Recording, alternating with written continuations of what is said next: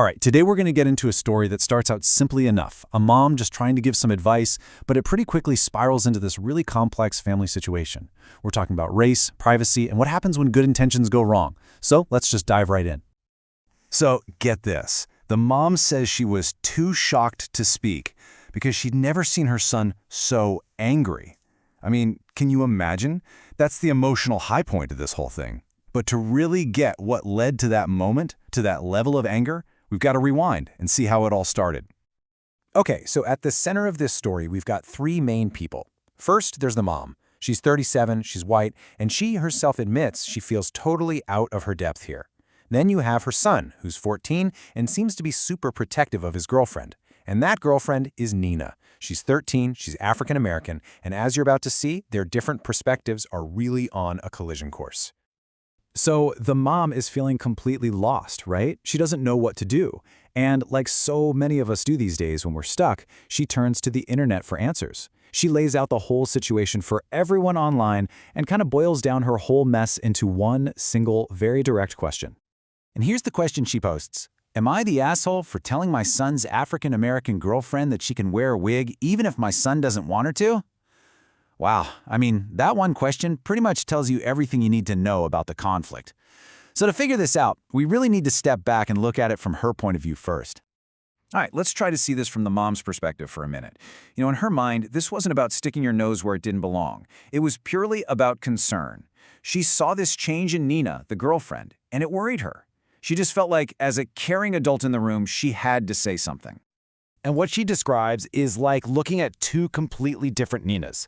The before Nina, she was bubbly, a total social butterfly. You know, she loved expressing herself with her wig, her makeup, her jewelry.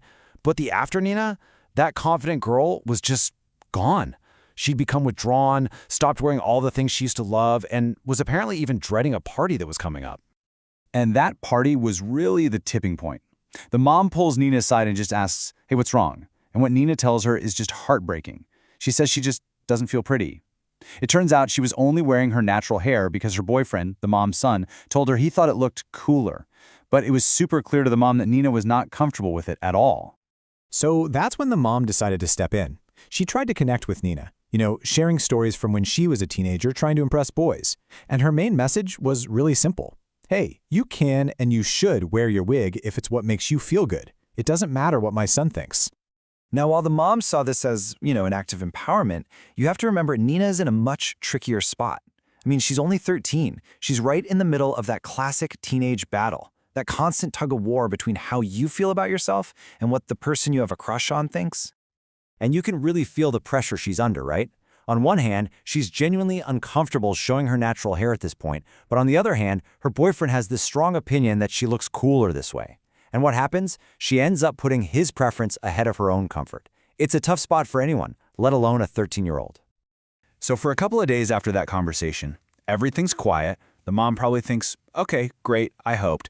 But then the whole thing just explodes. Her son finds out about the private chat she had with Nina, and his reaction isn't just like being annoyed. We're talking about pure, absolute fury. He confronts his mom, and the first thing he says just cuts right to the bone. He tells her flat out, you're a white woman and you shouldn't be advising a black girl how to look. And just like that, this conversation is no longer about a wig or teenage feelings. It's about race. And he didn't even stop there. He basically throws three different accusations at her. First, he says she crossed a racial boundary. Second, he says she crossed a privacy boundary. He called her an overhearing mom for getting involved in their business. And then he hits her with a really loaded social label. He calls her a Karen. And this, right here, is really the heart of the whole mess. It's such a powerful example of how even the best intentions can have a really painful negative impact. The mother truly believed she was just offering support, but from her son's point of view, she had just steamrolled right over some very serious, unspoken boundaries. And this is where you can see these two completely different realities crashing into each other. You have the mother's intent on one side. She thought it was an act of empathy, just trying to boost a young girl's confidence. But then you have her son's interpretation on the other side. He saw it as a racial overstep, a total invasion of their privacy, and a behavior that, to him, was just being a Karen. So what's the fallout from all this? Well, it's a complete breakdown in communication. The mom admits that this whole fight has left her feeling so confused that she's now, and these are her own words, too scared to ask anyone who is African American face to face. The conversation didn't just end, it got completely shut down.